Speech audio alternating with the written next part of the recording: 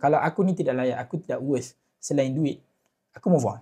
That's it. Baru ni aku terbaca satu posting berkenaan lelaki memutuskan hubungan dengan wanita sebab dia minta hantaran 50k. First of all, aku bersetuju dengan tindakan lelaki tu. Wanita perlu tahu kalau dia tak nak kau, kau boleh cari yang lain. Nombor dua, sebagai wanita, part hantaran ni aku tahu takkan pernah habis. Contoh kalau kau umur around 20-an, 20 ke 30 dan lelaki tu pun umur around 20 ke 30.